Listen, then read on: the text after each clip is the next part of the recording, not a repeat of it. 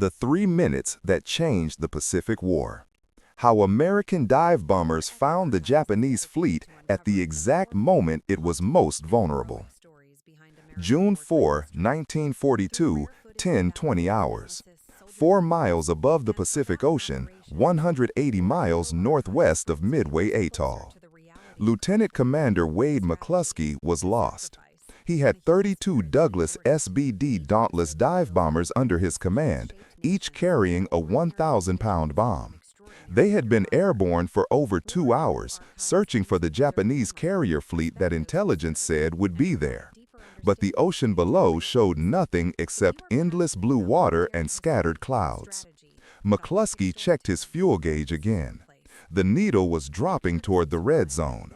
In 15 minutes, maybe 20, he would have to make the decision every naval aviator dread: turn back or keep searching until his planes ran out of fuel and ditched in the ocean.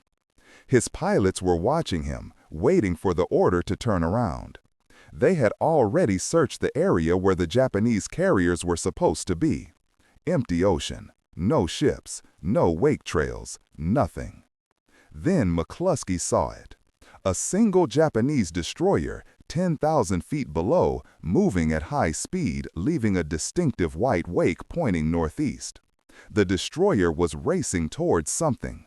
McClusky made a decision that would change the course of the Pacific War.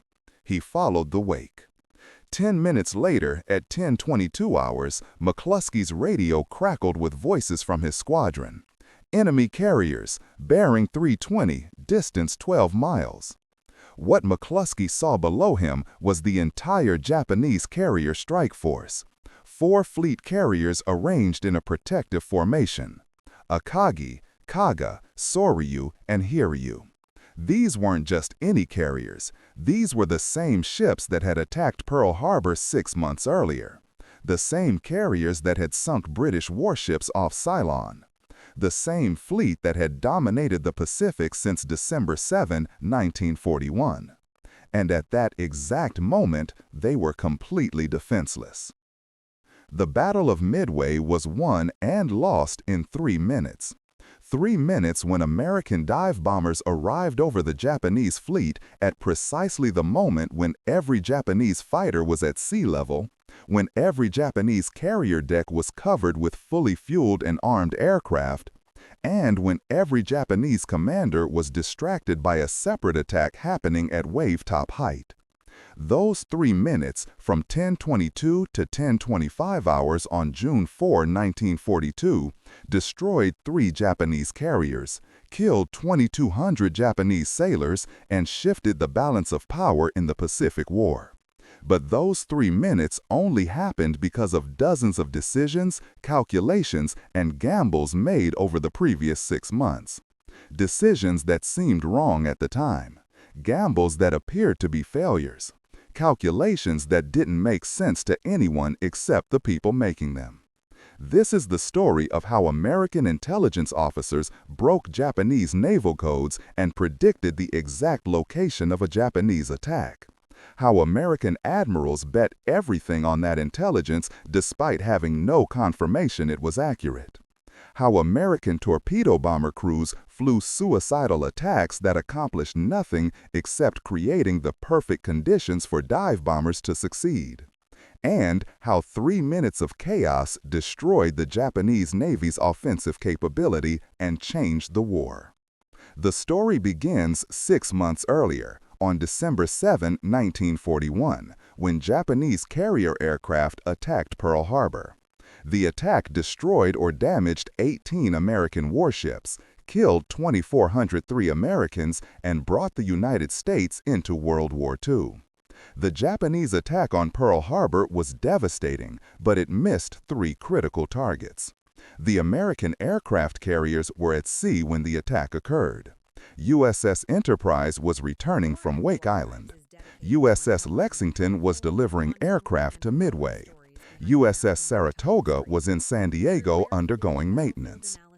Admiral Isoroku Yamamoto, commander of the Japanese Combined Fleet, knew this was a problem. Yamamoto had studied at Harvard and served as a naval attaché in Washington.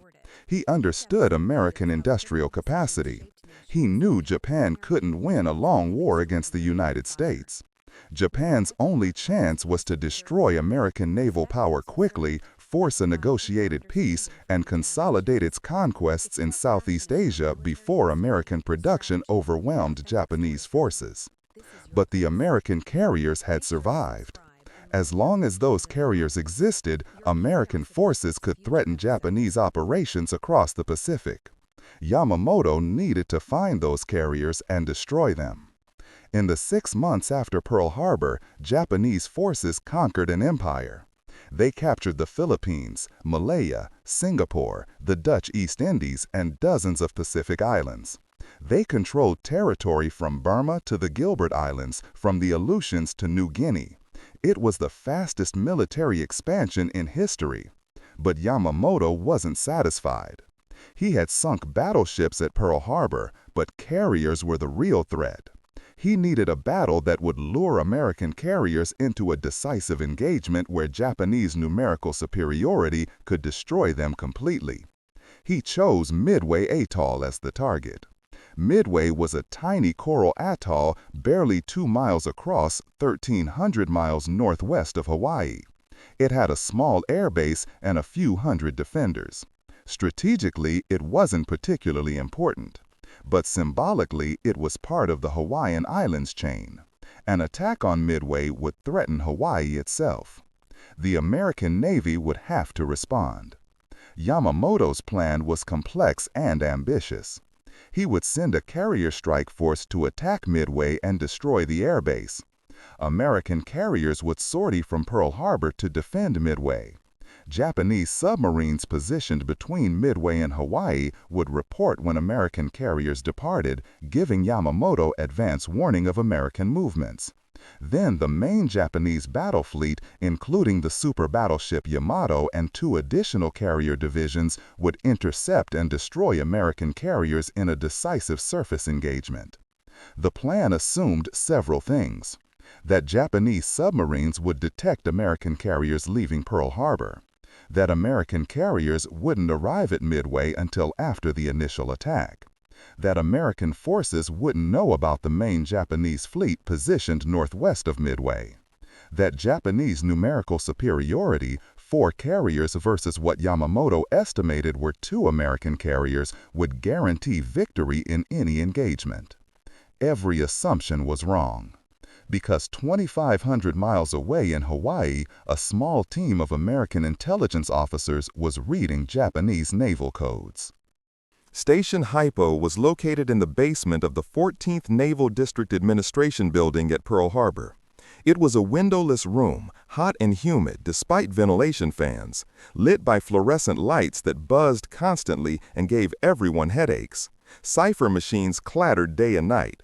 Radio intercept operators typed messages as they listened to Japanese radio transmissions through headphones that left their ears ringing. The officer in charge was Commander Joseph Rochefort. Rochefort was 41 years old, an intelligence specialist who had learned Japanese during a 3-year assignment in Tokyo in the 1920s. He worked in a smoking jacket and slippers because the basement was perpetually cold at night and hot during the day, and uniforms were uncomfortable during 18-hour shifts. Rochefort had about 40 people under his command. Most were language specialists, translators who could read Japanese. Some were cryptanalysts, mathematicians who worked to break Japanese codes. Others were traffic analysts who tracked patterns in Japanese communications even when they couldn't read the content. The Japanese Navy used several different codes.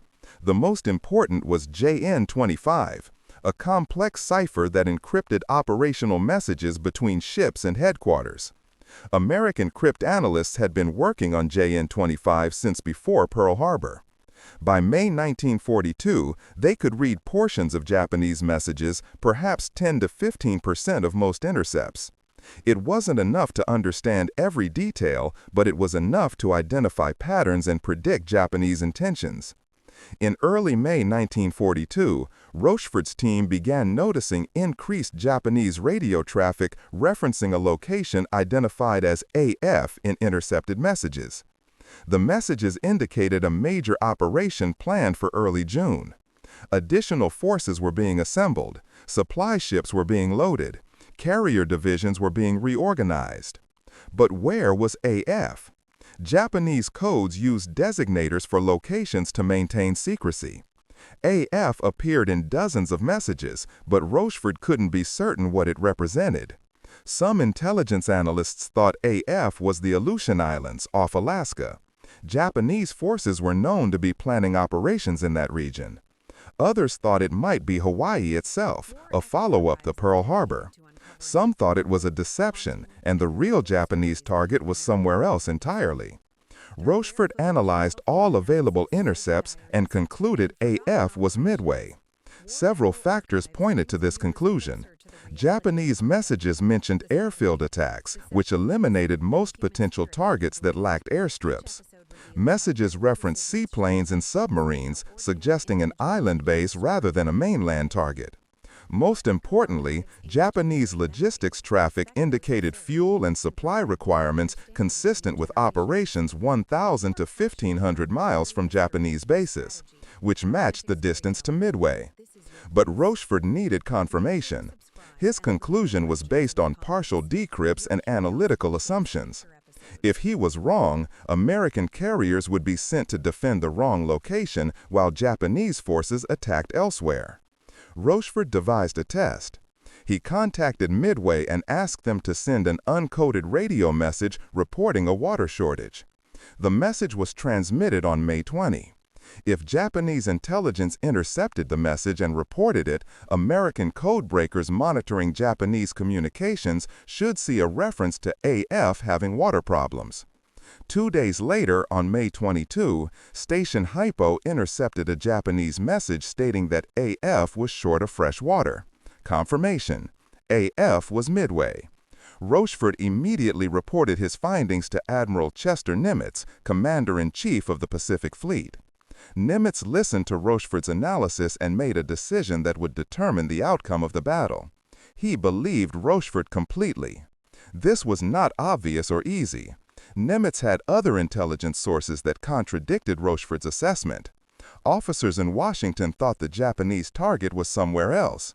Some of Nimitz's own staff questioned whether Station HYPO's conclusions were reliable. But Nimitz had confidence in Rochefort's work. In the 5 months since Pearl Harbor, Station HYPO had provided intelligence that proved accurate repeatedly. Rochefort had correctly predicted Japanese operations at Coral Sea in early May. He had identified Japanese carrier movements before other intelligence sources detected them. His track record was solid. Nimitz ordered all available American carriers to concentrate near Midway. He would position them northeast of the atoll where they could ambush Japanese carriers after the Japanese committed to attacking Midway's airbase. It was a calculated risk. If Rochefort was right, American carriers would have the advantage of surprise. If Rochefort was wrong, American carriers would be out of position while Japanese forces attacked the real target. The American Pacific Fleet in May 1942 was still recovering from Pearl Harbor. Of the 8 battleships damaged or sunk in December 1941, only a few had been repaired and returned to service. The carriers were spread across the Pacific, supporting operations from Australia to Alaska. USS Yorktown had been damaged at the Battle of Coral Sea on May 8, 1942. A Japanese dive bomber had dropped a bomb that penetrated the flight deck and exploded in the interior, killing 66 sailors and damaging boilers and fuel systems. Yorktown returned to Pearl Harbor on May 27th, trailing oil and listing slightly to port. Navy engineers estimated repairs would take 3 months. Nimitz told them they had 3 days. Yorktown entered dry dock on May 28th. Over 1,400 civilian workers and Navy technicians swarmed over the carrier. They worked 24-hour shifts, welding steel plates over damaged areas, replacing destroyed equipment, and patching hull damage. They didn't fix everything. They just fixed enough to make Yorktown capable of launching aircraft. On May 30, Yorktown departed Pearl Harbor with repair crews still aboard, heading northwest toward Midway. Some damaged systems would be repaired at sea. Others would remain broken. But Yorktown could launch and recover aircraft, which was all Nimitz needed. USS Enterprise and USS Hornet had already departed Pearl Harbor on May 28th, commanded by Rear Admiral Raymond Spruance. Spruance was 55 years old, a cruiser commander, not a carrier specialist. He had been given command of the carrier task force because Vice Admiral William Halsey, the normal carrier commander, was hospitalized with severe dermatitis. Spruance's appointment surprised many officers. He had never commanded carriers in combat. He wasn't a naval aviator. Some carrier pilots questioned whether a black-shoe surface warfare officer could effectively command a carrier task force against experienced Japanese commanders. But Nimitz trusted Spruance. Halsey himself recommended Spruance, calling him the most brilliant officer in the Navy. Spruance was analytical, cautious, and unflappable under pressure. Nimitz needed those qualities for what was about to happen. The American force that would fight at Midway consisted of 3 carriers, 8 cruisers, 15 destroyers, and approximately 230 aircraft. Enterprise and Hornet each carried about 80 aircraft. Yorktown carried about 70 due to space limitations from unrepaired damage.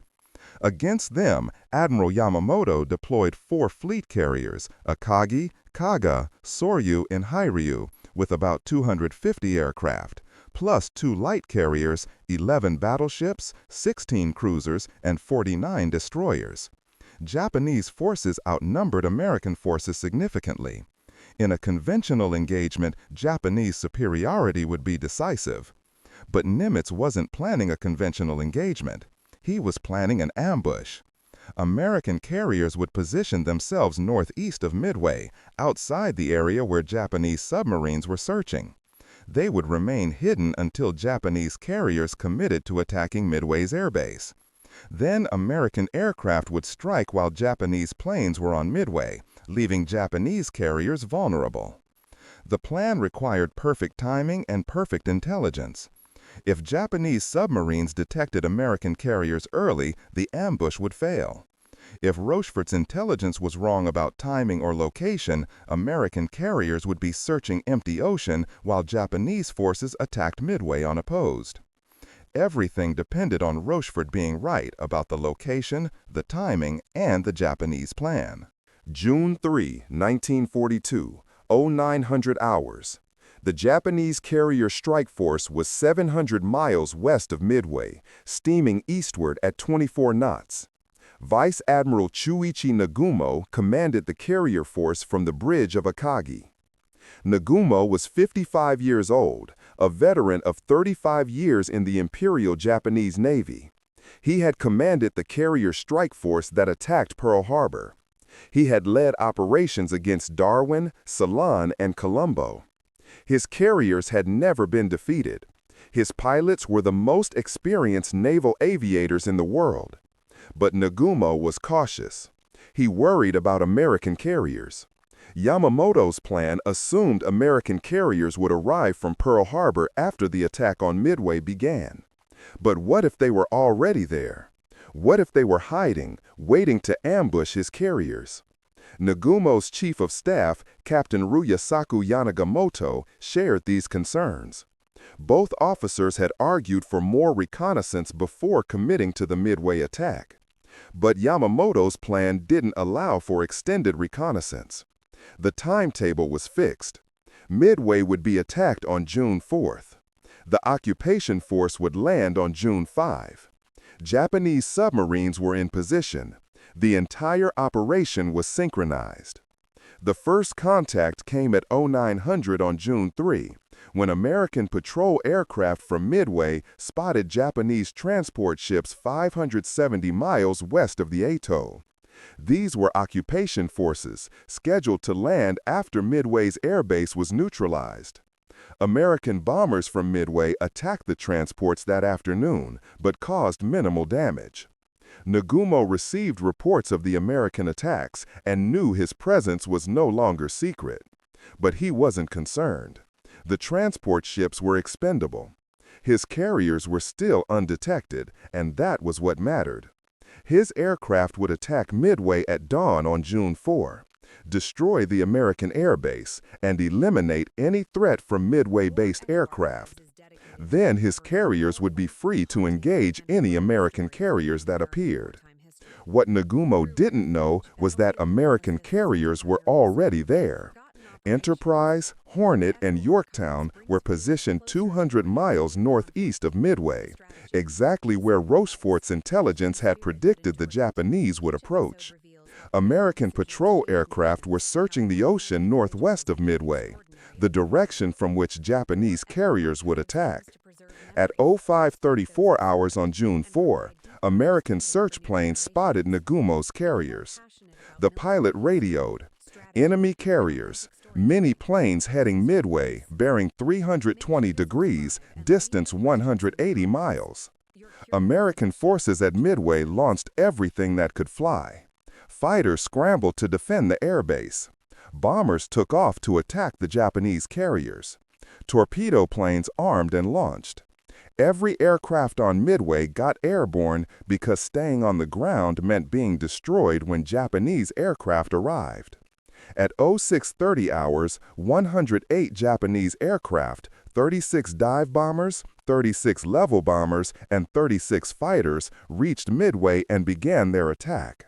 They bombed the airfield, destroyed fuel storage tanks, and strafed defensive positions. American fighters tried to intercept, but were overwhelmed by superior Japanese Zeros. Midway's defenders fought hard, but the base was badly damaged. However, the attack didn't completely neutralize Midway's airbase. Some runways remained operational. Fuel stores were damaged but not destroyed. Communications equipment survived. The Japanese strike leader, Lieutenant Joichi Tominaga, radioed Nagumo at 0700 hours. "There is need for a second attack." This message created a crisis for Nagumo. He had retained half his aircraft on his carriers as a reserve force, armed with torpedoes and armor-piercing bombs for attacking ships. If American carriers appeared, these aircraft were his strike force. But Tominaga was reporting that Midway wasn't fully suppressed. If Nagumo didn't launch a second attack, Midway-based aircraft would continue threatening his carriers. The American bombers that attacked his carriers at 07:05, though they caused no damage, demonstrated that Midway remained a threat. Nagumo made a decision. At 07:15, he ordered his reserve aircraft rearmed with bombs for a second attack on Midway. The order meant removing torpedoes from aircraft and replacing them with bombs. This process required about 90 minutes. Ordnance crews would have to bring aircraft down to the hangar deck, remove torpedoes, transport new bombs from magazines, and reload aircraft. It was complex, time-consuming, and left the carriers vulnerable if American ships appeared unexpectedly. But Nagumo didn't think American carriers were nearby. His reconnaissance aircraft had been searching since dawn and reported nothing. Yamamoto's intelligence estimated American carriers were still at Pearl Harbor. The submarines positioned between Hawaii and Midway hadn't reported any American ship movements. All indicators suggested Nagumo had time for the second Midway strike. At 07:28 hours, everything changed. A Japanese reconnaissance aircraft radioed, "Sight what appears to be 10 enemy surface ships bearing 0-10 degrees, distance 240 miles from Midway." Nagumo's staff crowded around the radio, waiting for details. Were there carriers in that group? The reconnaissance pilot hadn't specified. If the American force included carriers, Nagumo needed to launch his strike aircraft immediately, before American carrier aircraft attacked his fleet. But his strike aircraft were down in the hangar deck being rearmed. They couldn't launch immediately. And the aircraft returning from the Midway strike were low on fuel and needed to land soon. If Nagumo cleared his flight decks for an immediate launch against American ships, his Midway strike aircraft would have to ditch in the ocean. At 07:45, Nagumo sent an urgent message to the reconnaissance aircraft. "Ascertain ship types and maintain contact." 7 agonizing minutes passed. At 07:52, the reconnaissance aircraft responded. Enemy is accompanied by what appears to be a carrier. A carrier. American carriers were less than 240 miles away, close enough to launch aircraft that could reach Nagumo's carriers in an hour. Nagumo immediately ordered his strike aircraft rearmed again, this time back to torpedoes and armor-piercing bombs for attacking ships. The order meant reversing the rearmament process that had been underway for 30 minutes. Ordnance crews had to remove newly loaded bombs and reinstall torpedoes. Bombs that had already been removed from aircraft were left on the hangar deck and flight deck because there wasn't time to return them to magazines. At 08:05, the first aircraft from the Midway strike began landing on Nagumo's carriers. For the next 30 minutes, carriers recovered aircraft while simultaneously trying to rearm the reserve strike force. The flight decks were crowded with aircraft, fuel hoses, ordnance carts, and exhausted pilots climbing out of cockpits. At 08:30, the last Midway strike aircraft landed. Nagumo's carriers immediately began preparing to launch the attack against the American carrier force. Aircraft were brought up from the hangar deck and spotted on the flight deck and launching positions. Engines were started. Final checks were completed. At 09:15, Nagumo's carriers turned into the wind to begin launching. The launch would take about 15 minutes. Then the strike force would form up and head toward the American carriers. Estimated time of departure, 09:30. Estimated time over target, 10:30. But at 09:19, while Nagumo's carriers were launching aircraft, American torpedo bombers appeared on the horizon. The first American strike from Enterprise, Hornet, and Yorktown had launched at 0700 hours, about the same time Nagumo was receiving Tomonaga's request for a second Midway strike. The American launch was chaotic. Admiral Spruance wanted to attack as soon as possible, before Japanese carriers could launch against his fleet. He ordered aircraft launched immediately, without waiting for all squadrons to form up properly. The result was that American squadrons departed separately, flying to the target at different altitudes and different speeds. Fighter squadrons climbed high. Dive bomber squadrons climbed to medium altitude. Torpedo bomber squadrons stayed low. The formations that should have arrived as a coordinated strike instead arrived in separate waves spread over more than an hour. The torpedo bombers arrived first.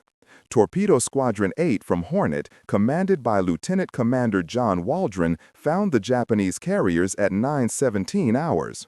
Waldron had 15 TBD Devastator torpedo bombers. The Devastator was slow, with a maximum speed of 115 knots. It had to fly straight and level during its torpedo attack run, maintaining altitude between 50 and 100 feet above the water. This made it extremely vulnerable to fighters and anti-aircraft fire. Waldron's squadron attacked without fighter escort. The fighters had become separated during the flight to target and weren't present when the torpedo bombers found the Japanese carriers. Waldron knew attacking without fighter cover was suicidal, but he also knew that if he waited for fighters, Japanese carriers might launch their strike against American carriers. He attacked immediately. Japanese Zero fighters dove on Torpedo Squadron 8 from above. The Zeros were faster, more maneuverable, and more heavily armed than the American torpedo bombers. They tore through the American formation, shooting down aircraft one by one. Anti-aircraft fire from Japanese cruisers and destroyers filled the air with exploding shells. The Devastators had to fly through a curtain of fire to reach torpedo release range. All 15 of Waldron's aircraft were shot down. Only one pilot, Ensign George Gay, survived. He ditched his burning aircraft in the ocean and watched the rest of the battle from a life raft. Every other member of Torpedo Squadron 8 was killed. Their attack accomplished nothing. Not a single torpedo hit a Japanese carrier. But the attack forced Nagumo's carriers to maneuver violently to avoid torpedoes. It brought every Japanese Zero fighter down to sea level to defend against the torpedo attack. It distracted every Japanese lookout and gun crew. It created chaos in the defensive formation. At 9:20, Torpedo Squadron 6 from Enterprise arrived and attacked. Commander Eugene Lindsay led 14 TBD Devastators against the Japanese carriers. Like Waldron Squadron, they attacked without fighter escort. Like Waldron Squadron, they were massacred. Japanese Zeros shot down 10 of the 14 aircraft. Anti-aircraft fire damaged most of the survivors. Lindsay's aircraft was hit repeatedly and crashed into the ocean. The remaining aircraft released torpedoes, but none hit. At 9:25, Torpedo Squadron 3 from Yorktown arrived. Lieutenant Commander Lance Massey led 12 TBD Devastators against the Japanese carriers, accompanied by 6 Wildcat fighters as escorts. The fighters tried to protect the torpedo bombers, but were outnumbered by Japanese Zeros. 10 of the 12 torpedo bombers were shot down. Massey's aircraft was hit by Zero cannon fire and exploded. The 2 surviving aircraft dropped their torpedoes and escaped. No hits. In 20 minutes, 3 American torpedo squadrons had attacked Nagumo's carriers. 41 aircraft had attacked. 35 had been shot down. 6 survived. 0 torpedo hits achieved. The torpedo attacks appeared to be a catastrophic failure. Nearly 100 American aviators were dead or dying in the ocean. Japanese carriers were undamaged. Nagumo's strike force was almost ready to launch. But the torpedo attacks had created one critical effect. Every Japanese Zero fighter was at sea level, low on fuel and ammunition, chasing the last retreating torpedo bombers. At 10:22 hours, while Japanese fighters were still at low altitude, Wade McClusky's dive bombers arrived overhead at 14,000 feet, and there was nothing to stop them. McClusky's dive bombers had been searching for the Japanese carriers for over 2 hours. They had launched from Enterprise at 0700, climbed to altitude, and flown toward the expected location of the Japanese fleet. But when they arrived at 0920, there were no Japanese ships. McClusky had a decision to make. His aircraft were running low on fuel. Most of his pilots were showing less than 30 minutes of fuel remaining. If he continued searching and didn't find the Japanese fleet, his entire squadron would ditch in the ocean. Standard procedure was to turn back. McClusky had searched the expected location and found nothing. Returning to Enterprise would save his aircraft and pilots. But it would also mean the strike accomplished nothing. McClusky continued searching. He flew an expanding search pattern, methodically covering areas adjacent to where intelligence predicted Japanese carriers would be. His pilots watched their fuel gauges drop toward empty. Some aircraft reached bingo fuel, the minimum fuel required to return to the carrier, and turned back. McClusky kept searching. At 10:05 hours, Lieutenant Clarence Dickinson, flying McClusky's wing, spotted a wake trail below. A single Japanese destroyer was moving at high speed, heading northeast. McClusky banked to follow the destroyer's course. At 10:22 hours, McClusky saw them. 4 Japanese carriers, arranged in a defensive box formation approximately 25 miles ahead. Their flight decks were packed with aircraft. McClusky could see dozens of planes spotted for launch, surrounded by fuel trucks and ordnance carts. The carriers were turning into the wind, preparing to launch. He immediately radioed his squadron. Enemy carrier sighted, prepare to attack. McClusky commanded 2 dive bomber squadrons from Enterprise, Scouting Squadron 6 and Bombing Squadron 6. Together they had 37 SBD Dauntless dive bombers. Several had returned early due to mechanical problems or fuel shortages. Each Dauntless carried a 1,000-pound bomb. McClusky assigned targets. Scouting Squadron 6 would attack the carrier on the left, Kaga. Bombing Squadron 6 would attack the carrier second from left, Akagi. He ordered an immediate attack from 14,000 feet. At the same moment, Lieutenant Commander Maxwell Leslie's dive bomber squadron from Yorktown arrived overhead. Leslie had 17 SBD Dauntless dive bombers from Bombing Squadron 3. He saw McClusky's aircraft beginning their attack and assigned his squadron to attack Soryu, the carrier on the right side of the formation. The Japanese carriers had no warning. Every Zero fighter was at sea level, chasing the last torpedo bombers. Japanese radar was primitive and hadn't detected the American dive bombers at altitude. Lookouts were focused on the low-level threat, watching for more torpedo bombers. Nobody was looking up. At 10:22 hours, McClusky's dive bombers rolled over into their attack dives. The Dauntless could dive at speeds approaching 250 knots, nearly vertical, dropping from 14,000 feet to 2,000 feet in about 40 seconds. Pilots used perforated dive brakes to control speed and keep the aircraft stable. Japanese anti-aircraft fire opened up, but it was ineffective. The carriers were maneuvering to avoid torpedoes from the last torpedo squadron attacks. Their defensive formation was disrupted. Fire control was confused. Shells burst too high or too low, missing the diving aircraft. Lieutenant Dick Best, leading Bombing Squadron 6, dove on Akagi. He aimed for the red circle painted on the forward flight deck, the rising sun emblem. At 2,000 feet altitude, he released his bomb and pulled out of the dive at treetop height above the water. Best's bomb hit Akagi just aft of the midship elevator. The 1,000-pound bomb penetrated the flight deck and exploded in the upper hangar deck, where aircraft were being fueled and armed. The explosion ignited aviation fuel, which spread across the hangar deck. Secondary explosions from aircraft torpedoes and bombs began immediately. Within seconds, Akagi's hangar deck was an inferno. Flames shot through the elevator openings. Fuel fire spread to aircraft on the flight deck. The carrier's fire suppression systems couldn't contain the blaze.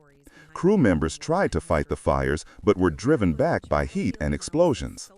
Captain Taijiro Aoki, commanding Akagi, attempted to maintain control. Damage control parties flooded magazines to prevent catastrophic explosions. Engineers kept engines running so the carrier could maneuver. But fires were spreading faster than crews could fight them. Scouting Squadron 6 hit Kaga with 4 bombs in quick succession. The first hit near the bridge, killing most of the command staff. The second hit the forward elevator, jamming it in the raised position. The third and fourth hits penetrated to the hangar deck and exploded among fueled and armed aircraft. Kaga suffered the same fate as Akagi. Fuel fires ignited. Bombs and torpedoes stored on aircraft began exploding. The carrier's entire forward section was engulfed in flames within minutes. Yorktown's dive bombers hit Soryu with 3 bombs. All 3 penetrated to the hangar deck. Soryu's aviation fuel storage was located near the hangar deck, and the bombs ruptured fuel lines, spreading flames throughout the ship's interior. Within 20 minutes, fires had reached Soryu's engineering spaces and the carrier lost power. The attacks lasted 3 minutes. From 10:22 to 10:25 hours, American dive bombers destroyed 3 Japanese fleet carriers. It was the most devastating 3-minute period in naval history. Hiryu, the 4th Japanese carrier, was positioned several miles away from the other 3 carriers and escaped the initial attack. Hiryu immediately launched counterstrikes against the American carriers. Japanese aircraft found Yorktown at 12:10 hours and hit it with 3 bombs, putting the carrier out of action. A second Japanese strike at 14:30 hit Yorktown with 2 torpedoes, causing severe flooding. But Hiryu's attacks were desperate measures. The carrier was operating alone, without air cover from the other 3 carriers' fighters. At 1700 hours, American dive bombers from Enterprise found Hiryu and hit it with 4 bombs. Like the other carriers, Hiryu's hangar deck was loaded with fueled and armed aircraft. The bombs started fires that couldn't be controlled. By sunset on June 4, all 4 Japanese fleet carriers were burning wrecks. Akagi, Kaga, and Soryu sank during the night. Hiryu sank on the morning of June 5. With them died 2,200 Japanese sailors and 280 aircraft, more than half of Japan's trained carrier pilots. The Battle of Midway was over. American forces had lost 1 carrier, Yorktown, along with a destroyer and 145 aircraft. Over 300 American aviators were killed. But the strategic balance had shifted irreversibly. The Japanese Navy never recovered from Midway. 4 fleet carriers represented Japan's offensive strike capability in the Pacific.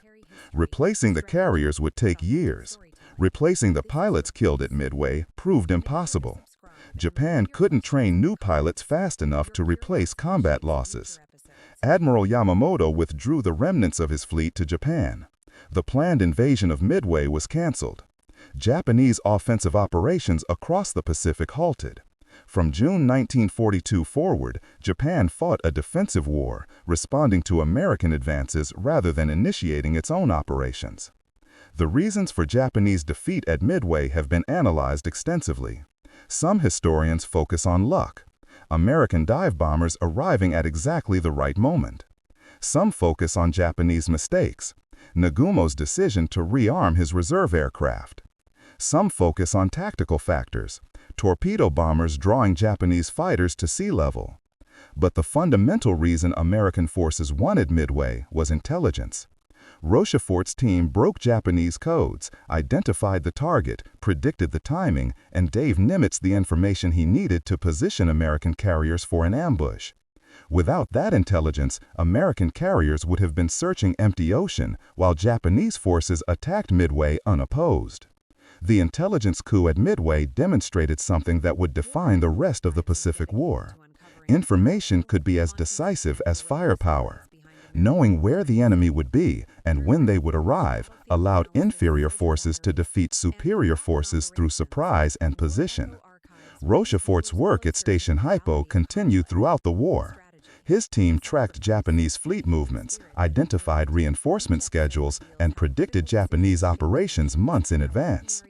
American submarine commanders used Station HYPO's intelligence to position their boats along Japanese convoy routes. American carrier task forces used intelligence reports to avoid Japanese search aircraft while positioning for attacks. But Rochefort himself never received full recognition during the war. He was passed over for promotion.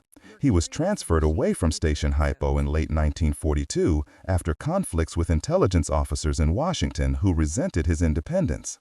He didn't receive a Distinguished Service Medal until 1985, 13 years after his death.